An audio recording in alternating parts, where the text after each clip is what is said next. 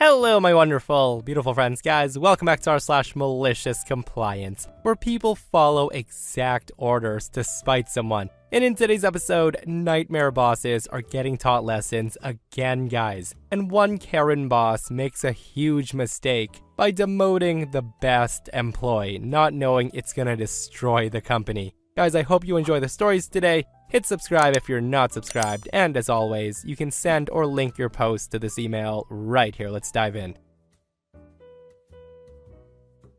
So at my workplace, if you're absent from work for pretty much any reason, you need to fill out this absence form. It's not an overly complicated document, but it does ask you to give a line or two describing the reason for your absence.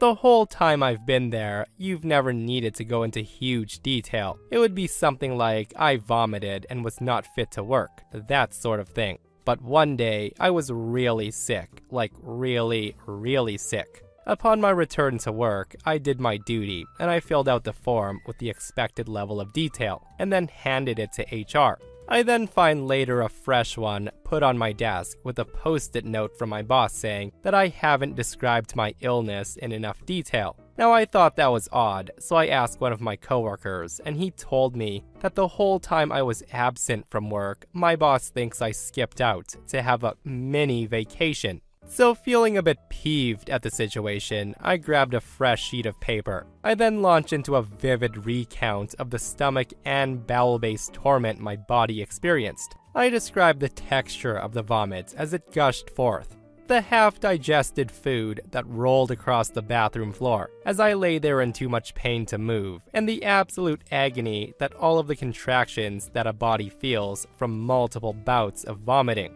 I also added a passage how I had to scoop the slop up with my hands and dump it into the toilet. The whole time, my brow caked in cold sweat and my hand shaking. I didn't forget to mention the smell in detail that happens when warm vomit splashes against a hot heater, and how the pervasive stink made everyone in the house gag. I staple the recount to the form and I write "See attached" in the section to describe illness. As for consequences, well, no one said anything to me at all directly. I heard from other sources that it did make the people in HR laugh and feel ill. But I was leaving a week later, so I didn't really care anyways. Yeah, I absolutely love what OP did, but that said, I don't know where OP's from, but I'm pretty sure in a lot of places, that's not something an employer is entitled to know. Like, if you're sick, right? You should never have to disclose your medical information to anyone. And for OP's boss to reject their form and demand more detail, all because they had a hunch that OP was skipping work to have fun or something, is ridiculous. Like, power tripping much? And this person comments, I had a manager literally turn up at my house to see if I was ill. I answered the door in my dressing gown and he said, "You look like crap."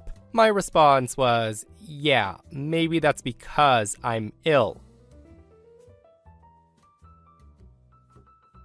Okay, buckle up, because this is a long one. Working in retail most of my life, I've encountered some really bad managers. As such, I know I've become a pretty petty employee, and I've served up some sweet malicious compliance in my day. This is by far my favorite story because it even has a touch of petty revenge. That said, years ago, when I was just a newlywed, I worked for an auto parts retailer. We serviced professional garages as well as walk-in customers. My job was a merchandiser. That meant it was my duty to keep up with displays and inventory. I checked in shipments and I put them away every day. I also put up the sales images in the windows, and when areas needed to be changed, stock moved, or new price labels put up, etc., that was my job. Those tasks didn't usually take all day. I could get them done in a few hours. The rest of my day was spent working the counter. I would answer calls, help customers, clean, and then I got to take the truck out to deliver parts to garages. Driving deliveries was the best. I could listen to the radio and have a soda and visit with clients. But I had the misfortune of working for the laziest manager I've ever known. We'll call him Lazy Manager for short. Seeing a trustworthy worker who had a good relationship with clients lazy manager began putting more responsibilities on me. And as time wore on, my job description was forgotten. I started having to answer his emails, deal with corporate memos that came in, and running deposits to the bank when the assistant manager wasn't there. It was no big deal though. It took maybe 45 minutes at most each day, and I wasn't having to deal with the often misogynistic walk-in customers, so I didn't mind. Then came the day our assistant manager left. I can't remember if he quit or got transferred or what. It was a long time ago and doesn't matter. Well, lazy manager decides that since I'm so dependable, to give me the keys to the store, and he would start scheduling me to close so he can go home to his wife and kids.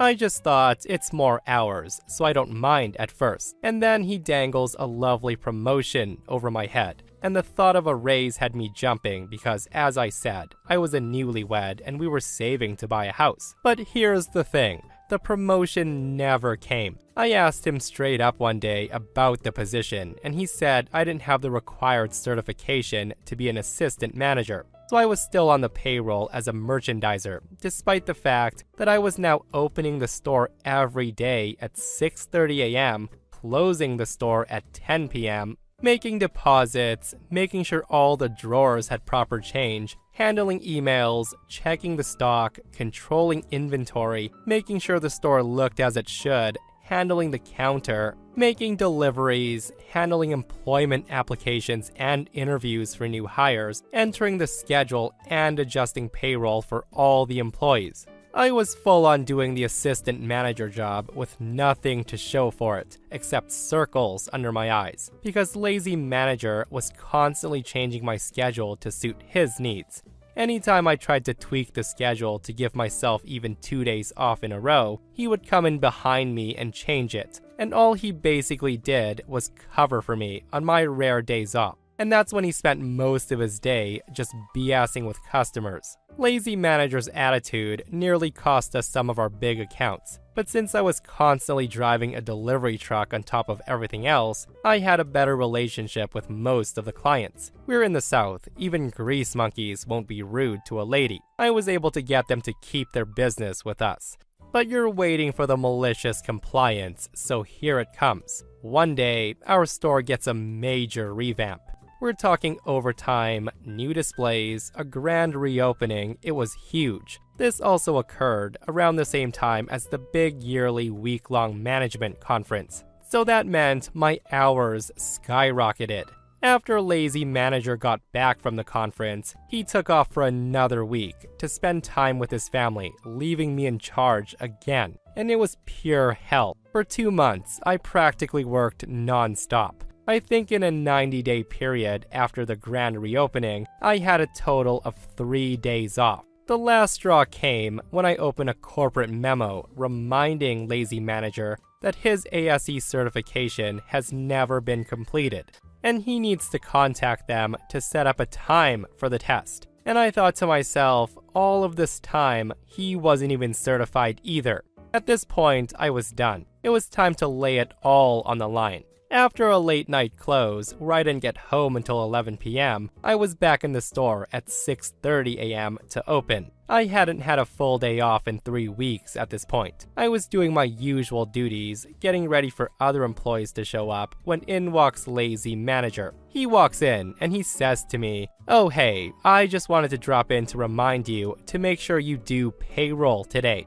I respond, "Of course I'm gonna do payroll today. It's on my list." And I want to note that I'm speaking in a sleep-deprived, depressed tone because I was completely exhausted. Manager says, "Good. And I saw there's some new display materials back there. You should have gotten that done already. What have you been doing?" I respond, "We were slammed yesterday, and I had 2 guys call in sick. I didn't have time. I'll get it done." Hey listen, I've been meaning to ask you. I know we don't have anyone else asking for time off right now, and I've got some time saved up. I could really use a vacation.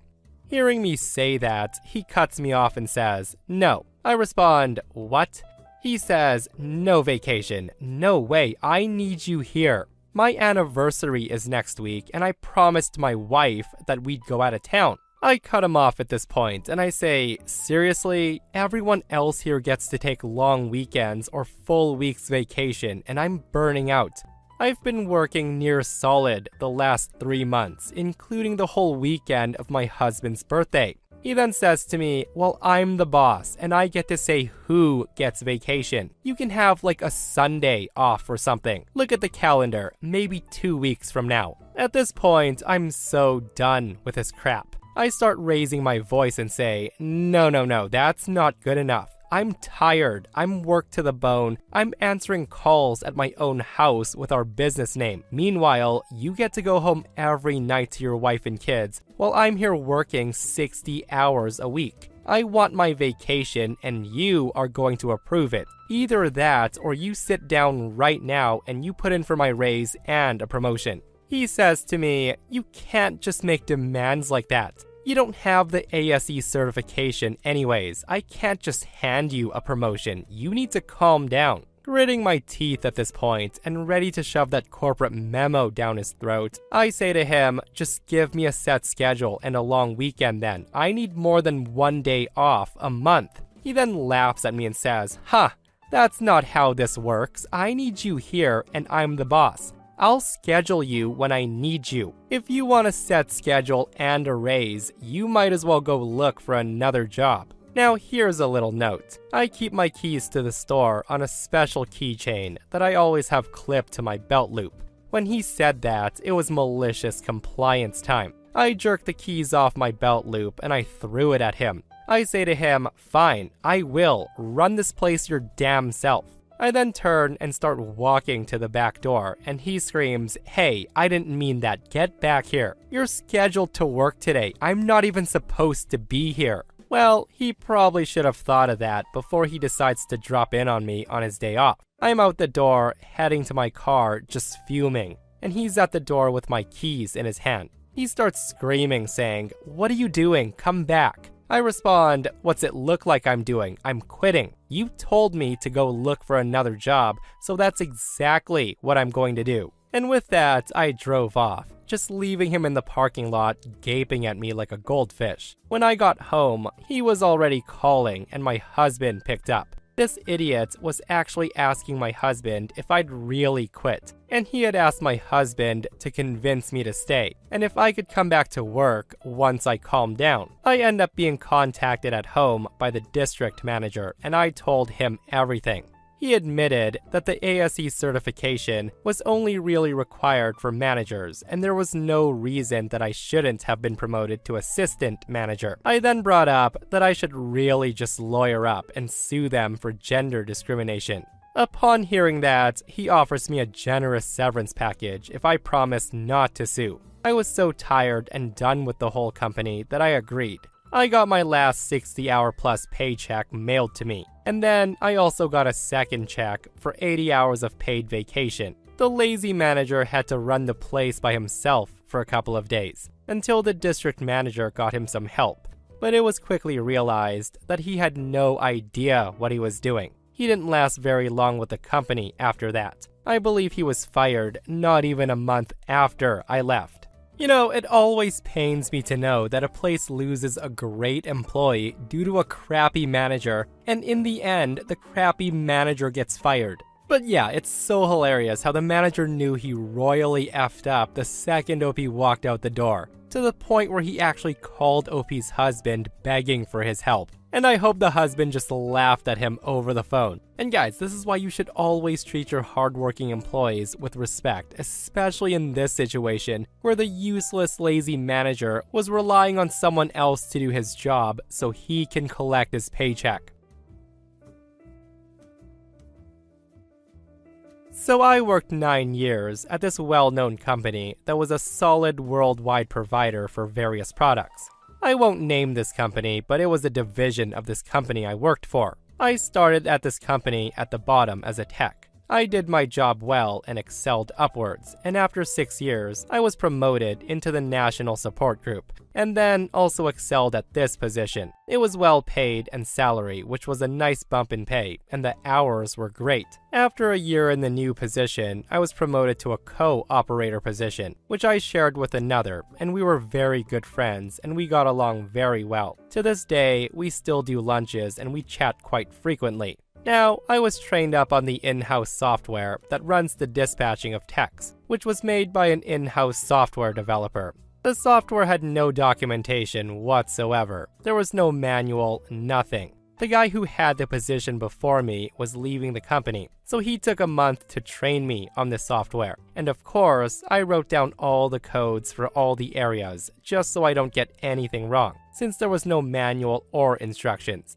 He then leaves the company. Well, a year later, the developer of the software dies from cancer, so now no one but myself knows how to use this software. Because of this, taking vacations or time off was difficult. I constantly asked for a backup to be trained so they could do this job while I went on vacations, and at this point, I could only take 2 days off at a time for vacation. My wedding was coming up in 8 months, and we were taking a month-long honeymoon. I was denied every time I requested a replacement to be trained. When my cooperator and I took over the new department, it was in shambles. Our turnover for repairs was sitting around 8 days, which upset a lot of customers, due to these machines being used constantly during work hours. So we brainstormed and we came up with solutions to fix this and to reduce downtimes dramatically. We reduced our downtime from 8 days to an average of 2 days. The customers commented constantly about how much better our service was and how they were definitely happy with how the repairs were going. And that's when things start going south from this point. My manager was looking to move up the ladder, and he needs to hire someone for his position. Of course, me and my cooperator apply for this position since we know how to run this division and we think we could do the job great. We both get overlooked for manager's best friend, who had no experience in this division whatsoever.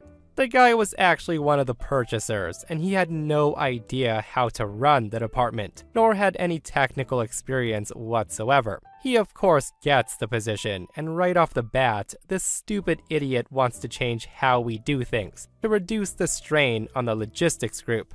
Cooperator and myself immediately protest and oppose his changes with prejudice and vigor, though this fell on deaf ears. When he tells us to implement the changes, I refuse, and so does my cooperator. For weeks, we argue with manager's friend, which is now my manager, and he gets upset and continuously fights with us to make the changes. We again refuse. I then email his manager and explain the situation, and I pointed out that it would increase repairs and our customers would be very unhappy. At this time, we had grew the base of our customers 20-fold, and our satisfaction rating on all the reviews were in the upper 90s. Once again, everything I was explaining fell on deaf ears. At this point, manager's friend feels that I'm the instigator of the disobedience, and that week, I was called into a conference room with HR, manager's friend, and his manager. They then informed me that I was going to be demoted from operator to dispatcher due to my inability to be a team player and to obey orders. They said I was confrontational to my manager, so I said, fine with me. It meant less work and the same pay, so I'm okay with this. Now, with this job, you had certain functions of the job that you could and couldn't do. You could only do what was assigned to you for that job description. Dispatchers could only dispatch calls to techs and not assign their own calls. That was my previous job. My cooperator at the time was in charge of escalations and onboarding techs, and he didn't know the system I used to dispatch these calls. So the next day, I come in and sit at my desk. I'm waiting for calls to be put on my board, knowing darn well that there was no one now to dispatch calls to dispatchers. And after about 4 hours, I get approached by my manager's friend. asking why I wasn't dispatching calls to everyone. To which I politely said, "Remember, I got demoted. I can't dispatch as it's not part of my job description, and I don't want to be fired for doing something I'm not allowed to do." Upon hearing that, the dread on his face could be seen, as it streaks up his back and hits him full force. At this point, the guy realizes that he messed up. Of course, his manager and HR didn't know anything about this software that was developed in-house, as it had no instructions on how to use it. It was the backbone of this division's dispatching software, and without this, no calls could be dispatched out whatsoever. The news is now getting around that no calls are being dispatched, and my manager's friend's manager now enters and asks what's going on. He soon realizes as well what happened. They then call me back to the conference room and they ask me to train a replacement. Of course, I refuse. The day ends and I go home. The next morning, I show up for work on the dot and they call me back in yet again. They offer my position back and tell me to please start dispatching calls as soon as possible. Of course, I refused the promotion, pointing out key points that they brought up during my demotion meeting on why they were demoting me. I told them because of those points, I felt I had to overcome them in order to accept the promotion, and it would be a great time to focus on my abilities they outlined. They were flabbergasted and frustrated. They get upset and they tell me that I'm holding the company hostage and that they'll have to take me to court. At this point, per my contract, I'm now entitled to a lawyer and they have to pay. A few days go by and of course, no calls are being dispatched. It's pandemonium, the whole system's falling apart. I finally get contacted by a lawyer, telling me that he's to represent me and he's being paid by the company I work for. He then goes on to tell me that they can't force me to take a promotion, and they also can't fire me if I fulfill my obligations of the employment contract, which was pretty easy. It was basically show up on time, take breaks at a specified time, and leave at a specified time. So I do. This goes on for a month when they're finally getting to the breaking point. Repairs are exceeding 2 weeks, and customers are canceling their repair contract due to service issues. They decide to demote me again to logistics. Now, the manager of logistics is a good friend, and he thinks this is retaliation for all these issues. So he just says to me to take a desk in the corner and do my thing, whatever I wanted, and he wasn't going to punish me for their stupidity. We end up going to court, and they present their case, and my lawyer presents mine. After 2 days, the judge rules in my favor, and he says a company can't force me into a job or doing a job I don't wish to, and this would be considered enslavement. They press the judge to have me turn over the information to run the software that runs their division, and the judge asked if I had written it down. At this point, I didn't have it. I threw it away, so I answered honestly to the judge. Though I did say I do remember how to use it and all the codes to dispatch since I've done it for years. It's become like second nature. The judge then asked if I'd be willing to write down the instructions. I politely said no,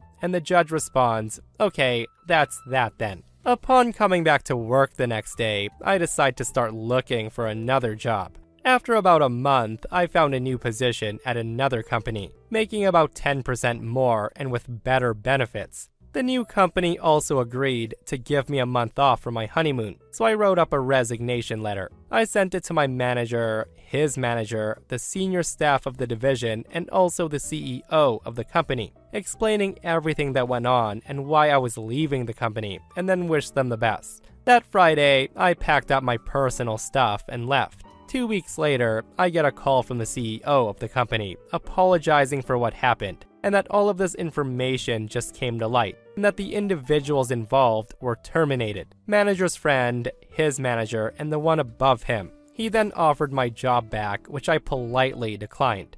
The division I ran was merged into another division a year later, and it wasn't able to recover. 30% of the people that worked for that division were laid off or transferred to other divisions. My co-operator is still working for the same company, though he said that after this whole ordeal, it never recovered. It was never the same again. It had gone downhill dramatically, and he'll be retiring this year. Again, bad managers like this never cease to amaze me. Like, I just want to know the whole thought process here. Like, OP's the sole person who knows how to do the most crucial thing in the company, but let's just go ahead and demote him because we don't like his opinions, even though he knows the most. On top of that, let's sue him for not doing the job we took from him. Like, seriously, there are people who can't think past the nose on their face, and it's honestly such a beautiful thing when it blows up in their faces. As for the company never being able to recover, they deserve it, don't they? Like, how many times did OP point out that there needs to be another person that's able to do their job and was ignored? Good on OP, great malicious compliance, and a sweet, sweet revenge. Hopefully they learn their lesson. So a long time ago, when I was a teaching assistant, I used to work as a substitute teacher for very unruly classes, aka the classes that licensed teachers wouldn't accept. I had full responsibility, worked all hours, and my numbers showed that my class was making great progress. I just had some bad luck that caused me to not finish teaching college at that time. Now, because I didn't have my teaching license, my boss actually came to me one day and said to me that I was too uneducated and inexperienced to teach, and that I must have had someone telling me what to do behind me. I told her I didn't, but she didn't believe me, and she told me she'll be watching like an eagle to see if I was fraudulent, changing grades and stuff. Now, I never did anything to my students. I'm not a cruel person, and I didn't want anyone implying that I wasn't doing my job as expected. But I did start to behave like a beginner student teacher to my boss only. I would ask really stupid questions like, how can I make the class quiet? I'm clearly too uneducated to know, so can you please help this teacher out by showing it? Knowing full well that my disruptive class would never listen to her. I also called her for everything. A parent wanting to talk to me, a kid who fell down and needed a band-aid, anything. I made sure to tell her that I was way too uneducated and inexperienced to handle such a task, and that I need to observe a true professional work. The thing is, my colleagues got in on it too. They started pointing out everything I wasn't allowed to do, but expected to do, and told my boss that she was being very fraudulent by expecting me to do so. In the meantime, I was discussing gamification, the need for programming and English in primary school, showing older colleagues new teaching methods and digital assistants, all the goodies. After 6 weeks, she was done. She calls me to her office and she apologizes to me for saying that I was too uneducated and inexperienced, how she was renewing my contract and she got some budget to pay for half of my studies. I was happy to tell her that I got a new job that would pay for everything to get me my license and that I would also get full creative freedom without being watched like an eagle. This was 2 years ago.